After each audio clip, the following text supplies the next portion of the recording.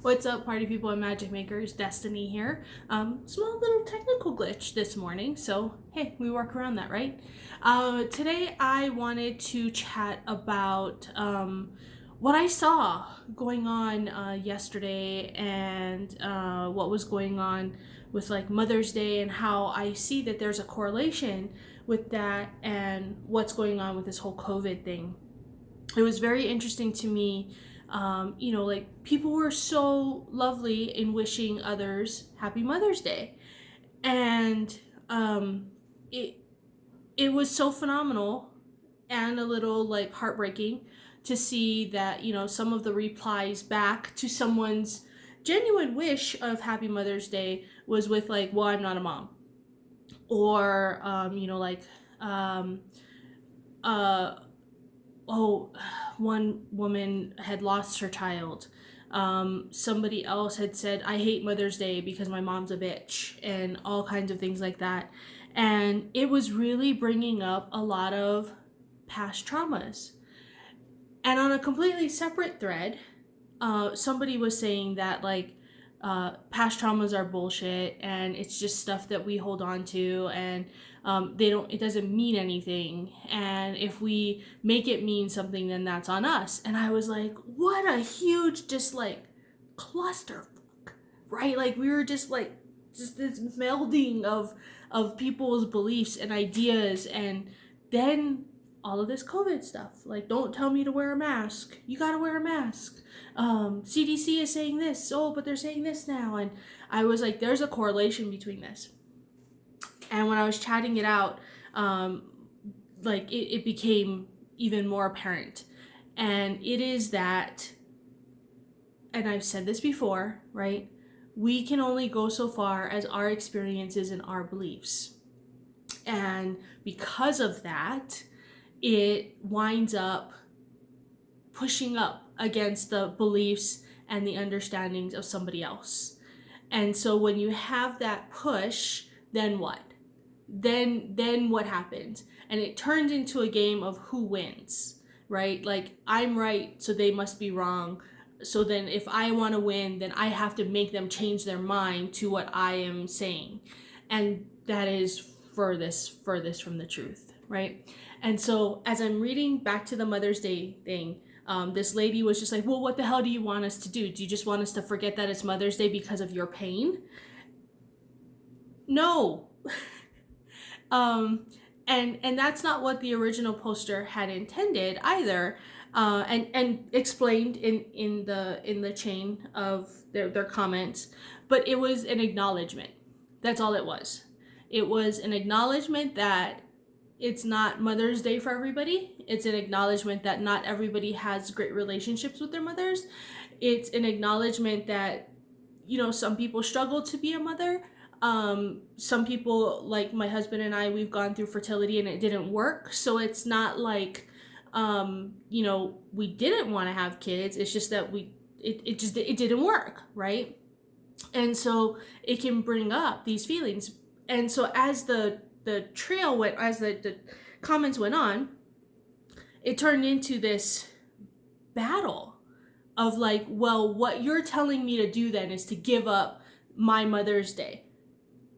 And then the other young lady was like, no, that's not what I'm trying to do at all. And it was almost like she was fighting a never-ending battle, because the original poster was so set in that like what everybody wants her to do is to give up Mother's Day and to not celebrate it, and she wasn't willing to do that. And that wasn't it. All they were looking for was an acknowledgement. That's it. Just an understanding that this was not the way that they wanted it to go. And so it was really, really interesting that this is what the original poster had that was the conclusion that they jumped to, was boom, I gotta give it up. And so this is what we see with the whole COVID thing, right? Like, if I wear a mask, I'm giving up my freedoms. If I don't wear a mask, I might die. And it's like it's these huge leaps to what we're not sure of. And without asking and without digging in and fact checking and finding out and exploring and coming from a place of like, I don't know, why would they say that? It's just this big push and pull. And so thankfully, the lady that had made comment on the original poster's post was like, that's not what I'm asking for at all. And I would never want you to give that up. All I'm saying is that there are other ways, right? Other ways to be a little bit more inclusive to what is going on. And the original poster was like, well, what if I don't want to do that? Right there. That was a beautiful question to ask. Beautiful. And then the other lady, like, they had a beautiful exchange. Neither was right, neither was wrong, right? But it was an exchange because it was like, well, what if? And like, that's all it took. And so if we start applying this question to a lot of different things, we can really find out, well, what if? And come from a place of like curiosity and wonder rather than like, I'm staunch in my beliefs and I'm going to stay here and you can't fucking move me, right? Like, come on. There's a way to just, we're not asking for like 20 steps in one direction, just a little step, just to come and check it out and dip your toe in, right?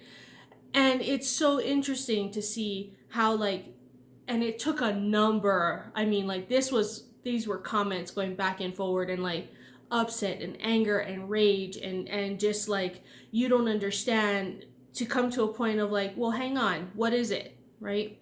And that's what we're filtering through as human beings, except a lot of people are not allowing that filter to go through. When they hit up against the anger, when they hit up against the sadness, when they hit up against the fear, when they hit up against the guilt, instead of allowing themselves to feel it, it's really like breaking down. So it's so interesting how like this is playing out. And the thing is like all of those emotions and all of those feelings make us human. They make us human. And so we've got to feel them. And if we don't let ourselves feel them and we keep suppressing it and pushing it down, honestly, we're going to explode.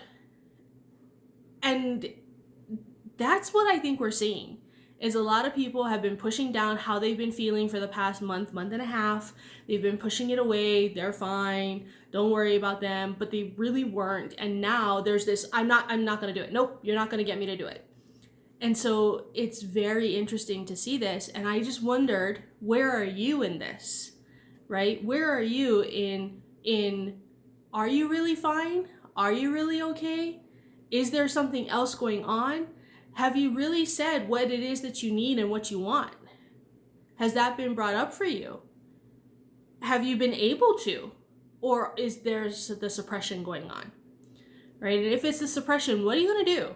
Are you going to wait for it to explode? Or are you going to like, you know, like a teapot and a tea kettle, right? Like when it starts to whistle, if you just take that cover off, more of the steam can come out, right? Instead of like just leaving it on and like letting it continue to whistle and boil over. But the other thing you got to do is you got to turn the burner off. Otherwise, it just keeps happening until you have no water left and you're burning the kettle, right?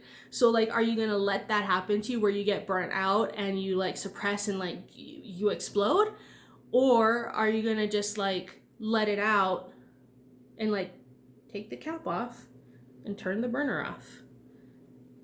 Which one are you going to do? And I'm super curious about that because I'm seeing this come up a lot more social media wise. So there are options. There are other options. There are ways that you can take that cap off and turn the burner off before the explosion happens. And so I wanted to just like chat about that and see where you are and how you're doing. So, all right, until next week.